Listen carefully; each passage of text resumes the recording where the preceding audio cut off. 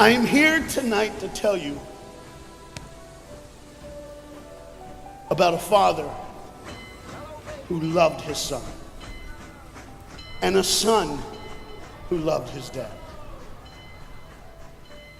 The way this story is going to unfold for you is a little bit different because I want to bring it to now. You see, a dad would go home and he would go by the school, and every now and then he would pick up his son and say, "Son, why don't you go to work with me?" The boy loved that. And when his dad would just come and pick him up, he was the happiest boy ever. He knew that he would get to spend the afternoon with his father at work, and he would get his coat and they would walk, and he would bring hot chocolate for his son, for it's really cold, and they would go through. But this boy was different. This boy would see things. This boy wasn't normal. And when they were walking one afternoon going to where dad worked, this boy would notice things that other people wouldn't notice. He see things other people wouldn't see. He sees a man in a bathrobe in the middle of the street who's yelling at a second-story window. He sees a woman who's very angry at him and doesn't really want to hear what he says. This boy, as the rest of the world hustles by, he slows down. He sees the hurt and the pain. He sees the anguish and the sorrow. He sees the window close and a desperate man trying to get his blood back. What he did doesn't matter. That he hurting is all that matters. And this boy would see these things. His father rushes and gets him by the hand and says, "Let's go, we'll be late." He would stop and look one more time. Can I stop his pain? Can I stop her hurt? But the boy loved his father. They would go and they would catch the trolley. I think that's what you call it here. We call it a tram. Yeah, I don't know the words, but he would get on there with his dad, and the boy would just notice people. He would look, and that day, one particular, he noticed something as he got on the train. To explain something, as you can hear, there's a train coming, and I got to get through this before the train gets here. He saw a man, he saw a woman. He saw that the man seemed very happy and the woman seemed very sad, and he couldn't understand why they could be together and one be happy and the other be sad. He couldn't understand that, but the little boy knew that there was something wrong. He had this feeling, this instinct that was amazing, how he cared for other people, but he loved none other than his father. He knew his daddy loved him, and as he watched the world and their hurt and their pain, he knew that he would always have a father. But even notice this, I need you to understand as you hear this story and get involved in the life of this man and his son, I need you to notice that there's no mom. As they walked through the woods, the boy would say to his father, "Dad, what will I do when I grow up?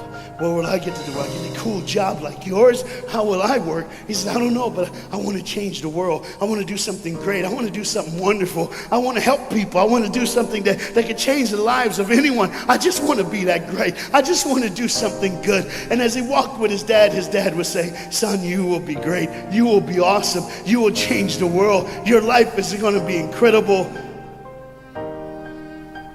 There was a train coming. There's always a train coming. The train is called life. We're all on the train of life, just riding. Whether we realize the truth or not, whether we realize what's happening or not, we're all on that same train tonight. Only God has saw it fit for us to be in the same room, in the same car, for such a time as this.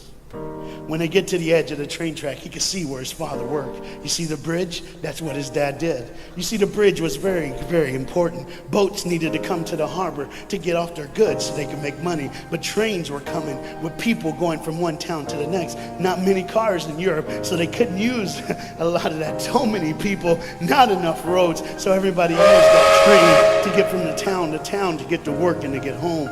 And one day the train was coming by. What you have to understand is that boy loved going to work with his dad. He would stay right by the river's edge, and he would do what he loved to do the most. Let me explain that. He loved to fish. Anybody like to fish here? All the guys go,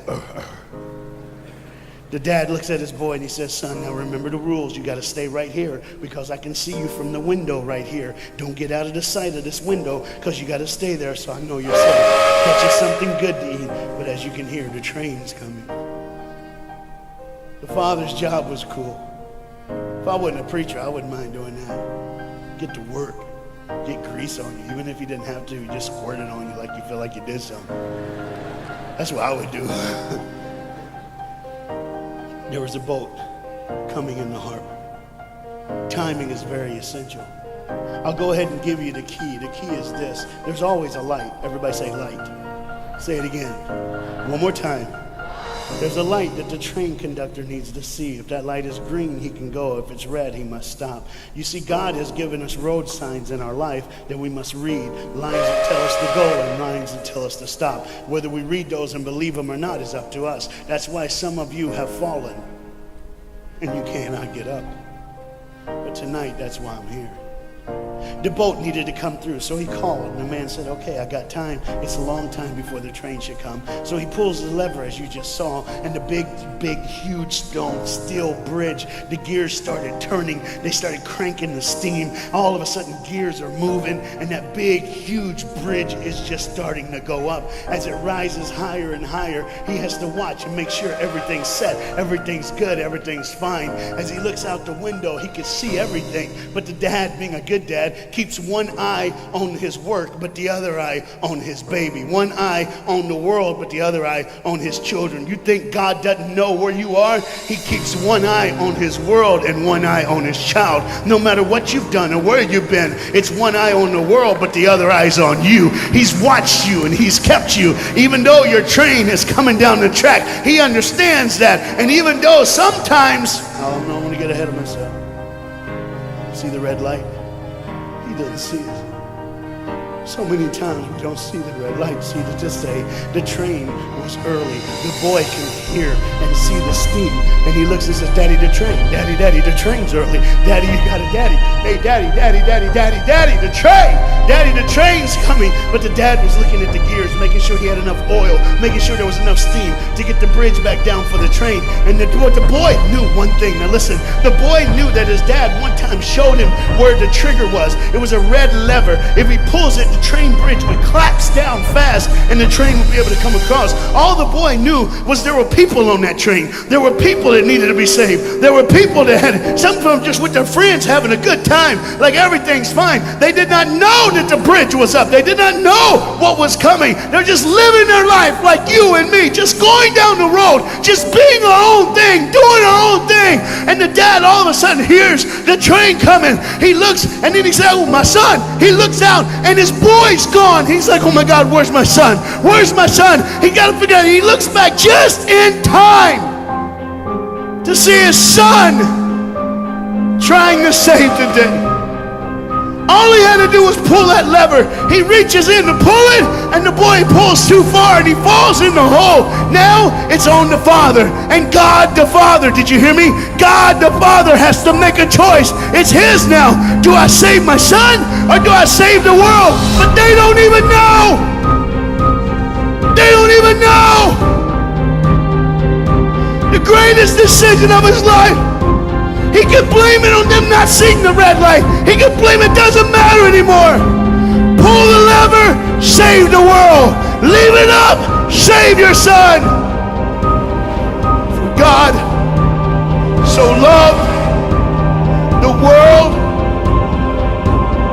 that he gave his only son.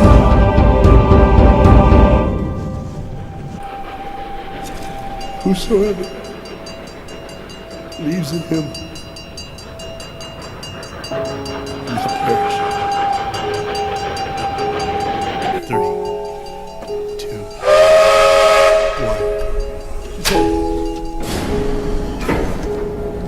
1. And they didn't even know. They never would know. They didn't even know. The train goes by. It's fine. Everything's cool. The bridge is down. Just like always. It's always going to be down. Are you hearing me tonight? He gave his only son. For God so loved the world that he gave. And you know what's amazing? I wonder what God did right when his son died on that cross. When he breathed his last breath, when he took that breath and he breathed and it was over. Here's what the Father would have looked like. They didn't even know, just trying to think of their life, just trying to figure out what they're going to do next. Just thinking about the person they're going to see, the people they're going to hang out with. Just trying to be just loving, caring. Doesn't matter if you're blind. Doesn't matter if you're putting on a little more makeup, trying to look pretty for somebody, or just wearing another mask. It doesn't matter. God gave his son for you. What will I do when I grow up? Where will I go when I grow up? What can I change? And there was a girl in the bathroom on the train, liquefying her heroin to shoot up one more time. He died for her. He died for her.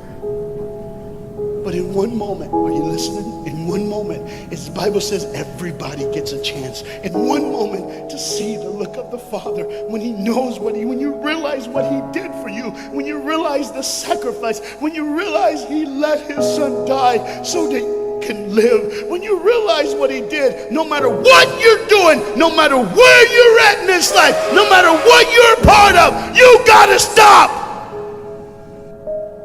You gotta stop. Even if it's for 1 second, and think, my God, he did it for me. He did it for me. And I pray to God you drop what you're doing. Drop what you're doing. With all the pain and the hurt and the sorrow in the world, he did it for you. That's why you're so quiet. You see, the train's coming. The train's coming. Everybody has things. You have ways of I don't want to do that. I don't want to, but why do I keep doing it? Even Paul said, why do I do what my flesh tells me, and I do what I know is wrong, and I don't do what I know is right? You got to understand tonight, the fight is on, and we can win. We become more than conquerors through Jesus Christ. And I'm not preaching just for me. I'm preaching on behalf of you. But what you got to understand is there had to be a moment in those 3 days when Jesus died on a Friday and rose again on a Sunday. There had to be this moment. Go ahead, look at the screen. When it was just God and his baby and his son.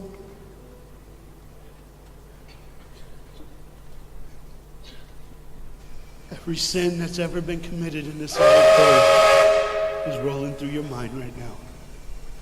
I'm here to tell you that as the sun sets in the afternoon, the sun will rise again.